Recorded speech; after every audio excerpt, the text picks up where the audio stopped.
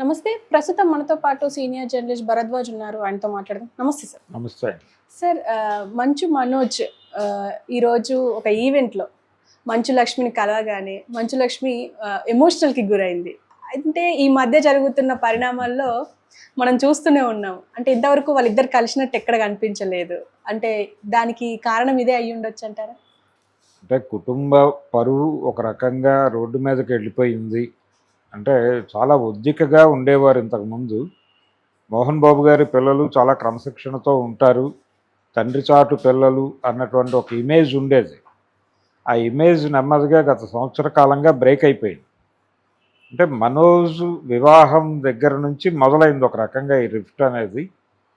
ఆ వివాహం విష్ణుకి ఇష్టం లేదు అన్న దగ్గర మొదలైంది. మనోజ్ వివాహం విష్ణు గారికి ఇష్టం లేదు. ఆయనకి ఇష్టం లేకపోవడానికి కారణం ఆయన వైపు నుంచి ఆవిడ వైపు నుంచి వచ్చినటువంటి అభ్యంతరాల నేపథ్యంలో అక్కడ ఒక పొలిటికల్ గొడవ ఉంది. దాని నుంచి మొదలైన వివాదం ఇలా ముదిరి ఇక్కడికి వచ్చింది, ఈ స్థాయికి వచ్చింది అనేది ఒక ఆ గొడవలకు సంబంధించిన ఒక చరిత్ర. అప్పుడు కూడా ఆ పెళ్లికి సంబంధించి ఈవిడే సపోర్ట్ చేసింది మనోజ్ని. మంచు లక్ష్మి గారే కొంత సపోర్ట్ చేయటం మాత్రమే కాదు, తన ఇంట్లోనే ఆ వేడుకను జరిపి అతన్ని ఒక ఇంటివాడిని చేసినటువంటి సందర్భం ఎవరు కాదన్నప్పటికీ మోహన్ బాబు గారు హాజరు గారేమో ఆ ఈవెంట్కి అన్నారు అందరూ. ఫైనల్గా ఆయన వచ్చారు. వచ్చి పిల్లలందరినీ తనతో అంటే బయటకి విషయాలు వెళ్లకుండా మేనేజ్ చేయాలి అనే ప్రయత్నం చాలా వరకు ఆయన కూడా చేశారు కానీ ఆయన వల్ల కాలేదు. చివరికి ఆయనే ఓపెన్ అవ్వాల్సి వచ్చింది. అంటే ఇప్పటికీ ఆయనకి మనోజ్ మీద వ్యతిరేకత ఉందని నేను అనుకోవటం లేదు. ఎందుకంటే తను మొన్న సంక్రాంతికి జరిగినటువంటి గొడవ, సంక్రాంతి సందర్భంగా వాళ్ళ ఎడ్యుకేషనల్ ఇన్స్టిట్యూషన్ దగ్గర జరిగిన గొడవ, ఇక్కడ నుంచి మనోజ్ వెళ్ళి అక్కడ లోపలికి వెళ్ళాలనుకుంటే పోలీసు వాళ్ళు ఆపేశారు, లోపలికి వెళ్ళనివ్వలేదు. తర్వాత వీళ్ళ తాలూకా మనుషులు ఎవరో గోడలెక్కి దూకారని వాళ్ళు కేసు పెట్టారు. వీళ్ళు కూడా వాళ్ళ మీద కేసు పెట్టారు. ఆ తర్వాత ఎదుర్కొండా ఉన్న హోటల్ మీద దాడి జరిగింది. తన వాళ్ళు కాబట్టి దాడి చేశారని మనోజ్ వెళ్ళి వాళ్ళ తరఫున గొడవ పడటం, ఈ గొడవ అంతా చూసాం. కానీ ఈ గొడవ జరగడానికి ముందు రోజు, భోగి రోజు, మోహన్ బాబు గారి దగ్గరికి వెళ్ళి కొంతమంది విలేకరులు, ఏమంటే విష్ణు గారు వచ్చారు, మీరు వచ్చారు, మనోజ్ గారు రారా అంటే నేను పిలిచాను, తనే రాలేదు అన్నాడు ఆయన. కానీ ఆ మర్నాడు ఆయన వచ్చాడు కానీ గొడవలు జరిగాయి. అందుకని దాని నుంచి మనకు అర్థమయ్యేది ఏంటంటే మోహన్ బాబు గారు సాధ్యమైనంత వరకు కలుపుకుని వెళ్ళటం కోసం ఆయన ఏం చేయాలో అది చేస్తున్నారు. కానీ విష్ణు గారు పడనివ్వటం లేదు అనేది అర్థమవుతుంది. ఇతను చెప్తోంది కూడా అదే. ఇప్పుడు మనోజ్ వెర్షన్ కూడా అదే. మా ఫాదర్ని మా అన్న కంట్రోల్లోకి తీసేసుకుని తను నిర్వహిస్తున్నాడు ఈ గొడవంతా అని ఆయన రకరకాలుగా ట్వీట్లు చేస్తున్నాడు.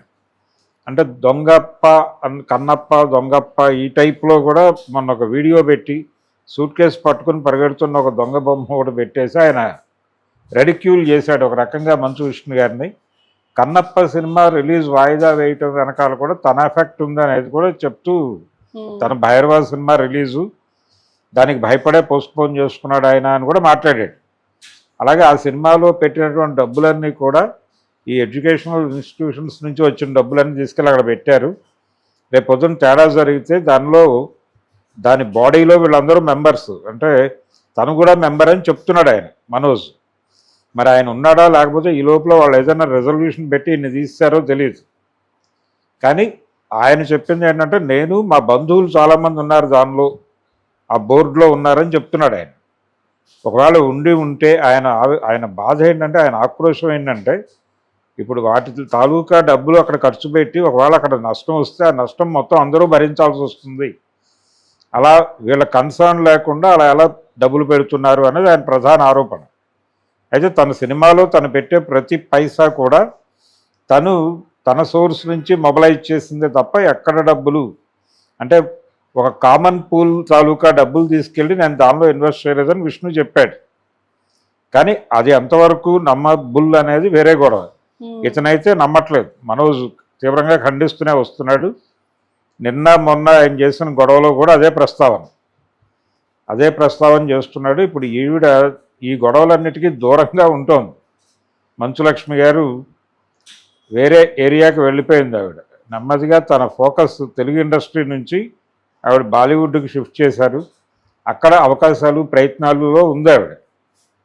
అయితే ఈ తమ్ముళ్ళ మధ్య వివాదాలు మొదటి నుంచి నిజానికి ఒక రకంగా మదర్స్ వేరు వీళ్ళకి. అంటే మంచులక్ష్మి గారి మదరు ఆవిడ సిస్టరే కావచ్చు, కానీ వేరే. మోహన్ బాబు గారు వీళ్ళందరికీ తండ్రే, కానీ తల్లులు వేరు. అయినప్పటికీ చిన్నప్పటి నుంచి వాళ్ళిద్దరి మధ్య ఒక బాండింగ్ ఉంది, మంచులక్ష్మికి అలాగే మనోజ్కి. ఆ బాండింగ్ ఉండటంతో అనవసరంగా ఇతన్ని రప్చర్ చేస్తున్నారు, ఇతన్ని రోడ్డు మీద పడేశారు, ఇతనేమో రివర్స్ అవుతున్నాడు అనేది ఎక్కడో ఒక పెయిన్ ఉంది ఆవిడకి. అంటే తమ్ముడు అన్యాయం అయిపోతున్నాడు అనేది, కుటుంబం వీధిన పడుతుంది అనేది, ఇలా రకరకాల ఆ మధ్య ఆవిడ ప్రస్తావన కూడా వచ్చేసింది వీళ్ళ గొడవల్లో. ఆవిడ కూడా ఆస్తులు పనిచేసుకుని వెళ్ళిపోయింది అని. ఆయన వీలునామా ఎప్పుడో రాశానని చెప్తున్నాడు మోహన్ బాబు గారు.